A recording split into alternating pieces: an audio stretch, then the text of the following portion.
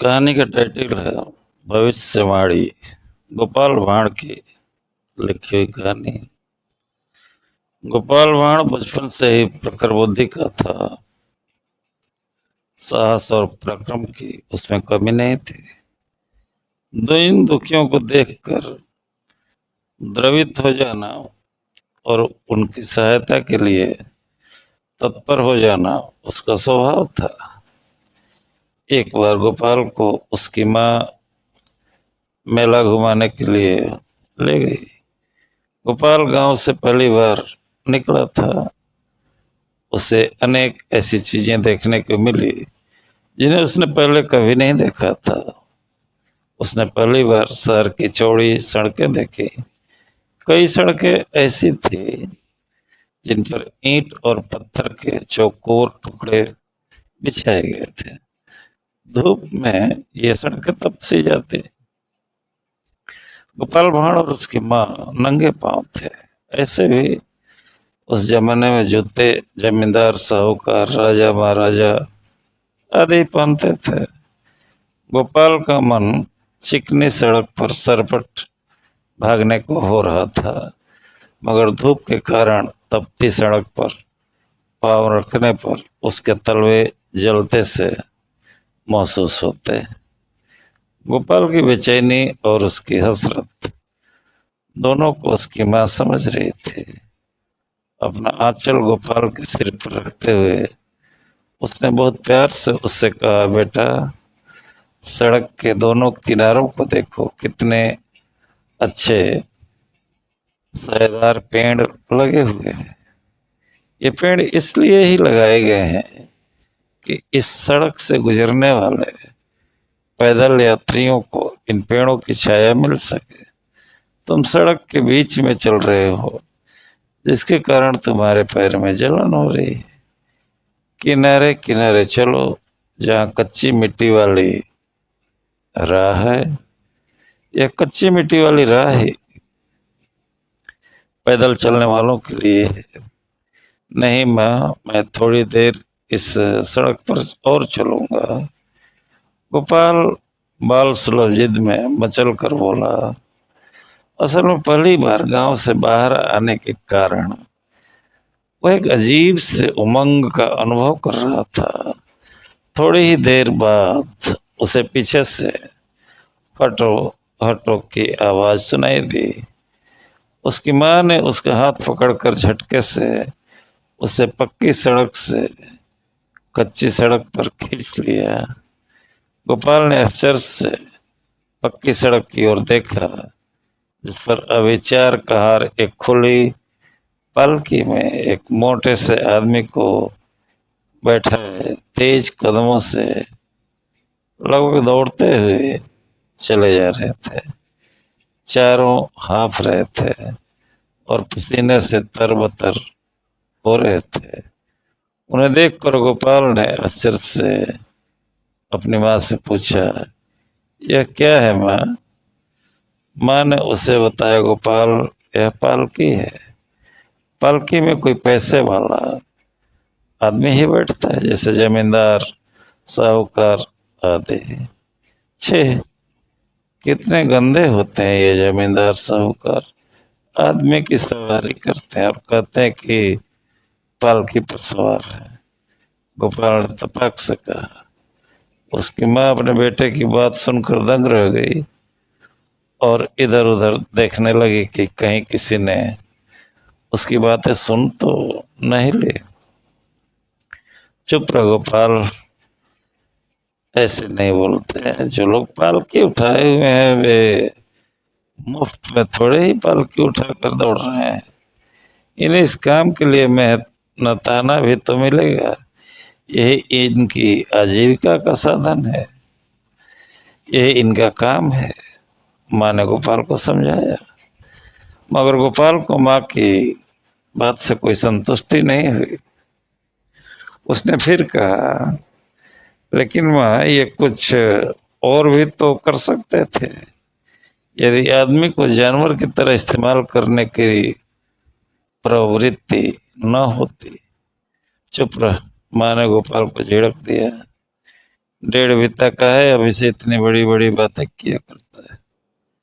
गोपाल रुआंसा होकर चुप हो गया, मगर उसके भावुक मन में चार आदमियों के कंधे पर सवार मोटे इंसान की छवि बार बार कौंध रही थी। कैसी विडम्बना है, आदमी ही आदमी की सवारी कर रहा है, आदमी के आगे आदमी ही विवश है। उफ, ऐसा क्यों है? माँ से पूछूं तो वह डांटेगी। बहुत देर तक गोपाल इसी उधेड़ बुन में लगा रहा और माँ के साथ चुपचाप चलता रहा। उसके दिमाग में बातें आ जा रही थी। अरे, वो मोटा जो पलके बैठा था खुद चार के बराबर रहा होगा।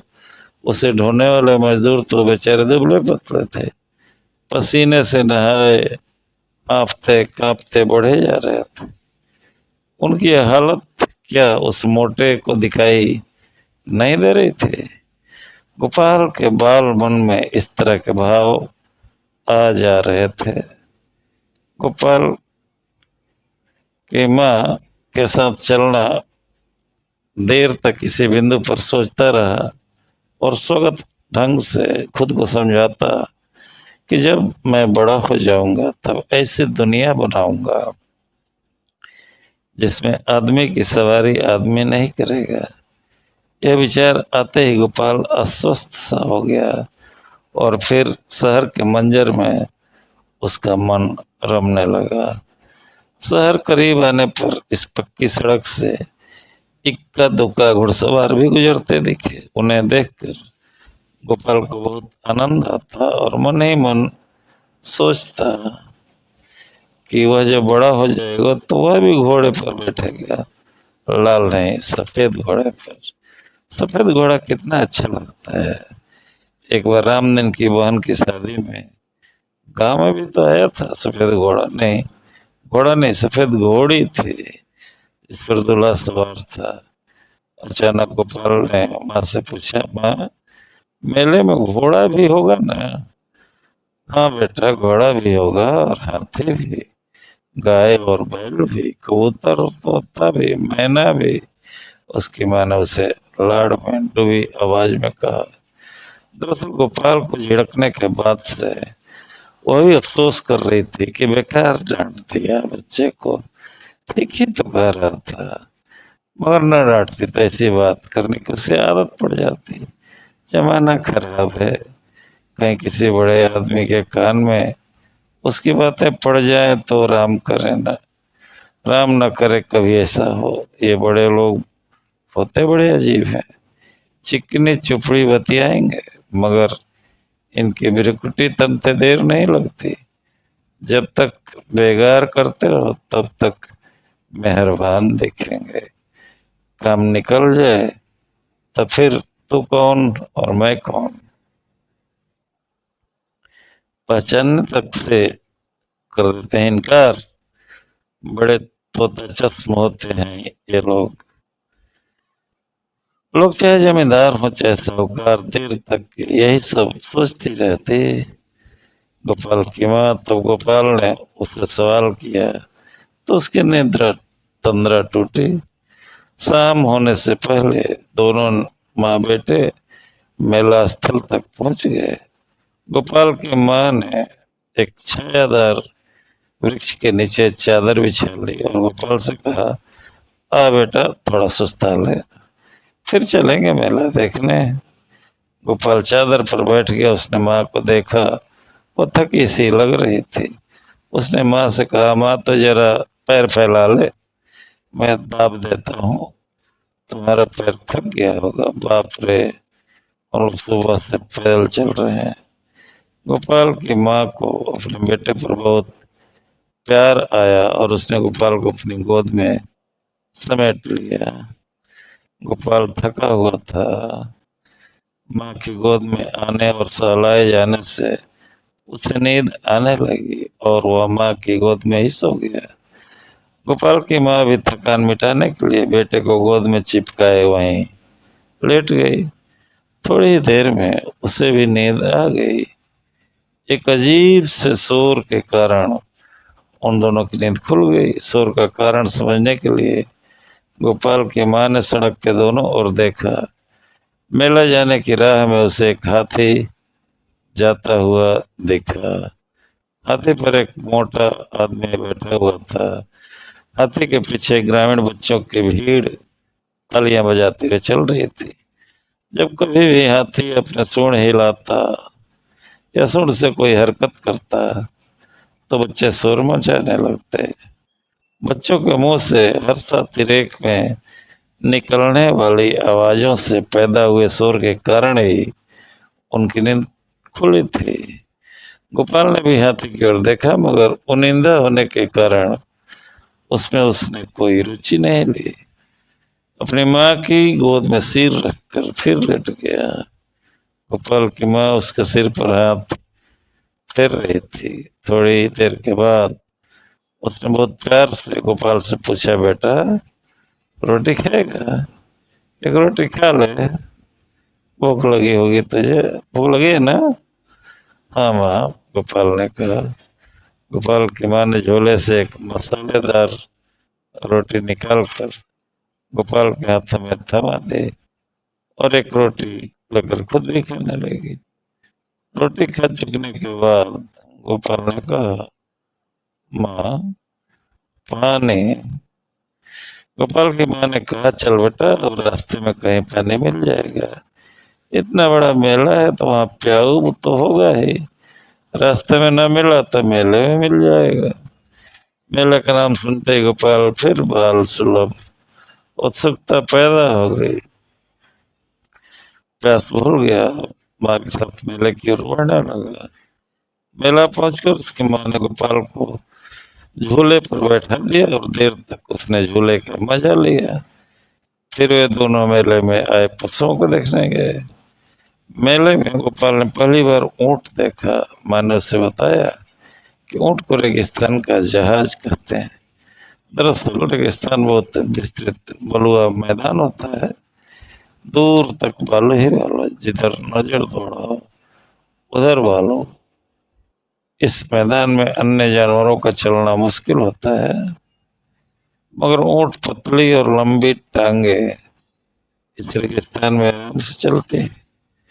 दूसरी विशेषता है ऊंट की यह भी कि वह कई कई दिनों तक बिना पानी के रह सकता है, क्योंकि ऊंट के पेट में एक थैली होती है जिसमें ऊंट अपनी जरूरत के लिए पानी सुरक्षित रख लेता है। पानी का नाम सुनते ही गोपाल को अपनी प्यास याद आ गई और वो पानी पीने के लिए मचल उठा। उसकी माँ ने पता किया, संयोगवश पशु मेले में ही प्याऊ की व्यवस्था थी। उसे लेकर प्याऊ पर गई, खुद भी पानी पिया और गोपाल को भी पानी पिलाया। पानी पी लेने के बाद गोपाल में ताजगी आ गई और वह प्रसन्न चित्त होकर मेले का आनंद उठाने लगा। एक स्थान पर उसने देखा थोड़ी सी भीड़ लगी है। उसने अपनी माँ से उस ओर चलने को कहा।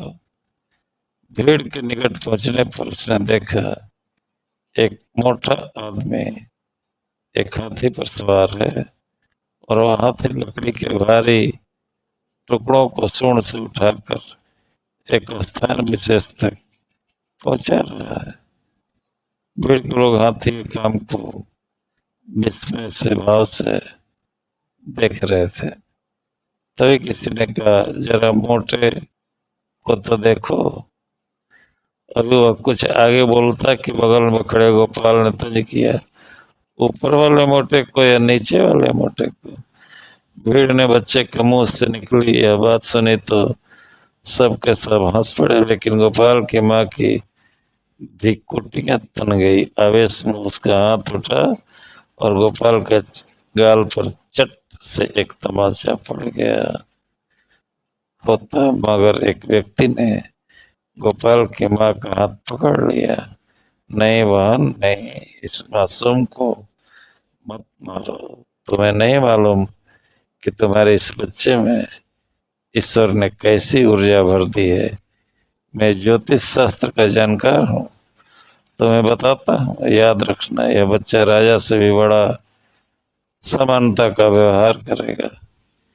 यह बच्चा राजा से भी समानता का व्यवहार करेगा, न किसी को बड़ा मानेगा न छोटा। इसकी बुद्धिमत्ता की सभी सराहना करेंगे। शत्रु को भी मित्र बनाने की कला में यह माहिर होगा। कटु सत्य बोलकर भी यह किसी को अपसन्द और खिन्न नहीं होने देगा। ऐसे लोग सदियों में पैदा होते हैं और सदियों सहस्त्राब्दियों तक याद किए जाते हैं। गोपाल की माँ का क्रोध एक बार ही शांत हो गया। उसने गोपाल को प्यार से चिपका लिया। मेले का भरपूर आनंद उठाने के बाद वे दोनों अपने घर की ओर चल पड़े।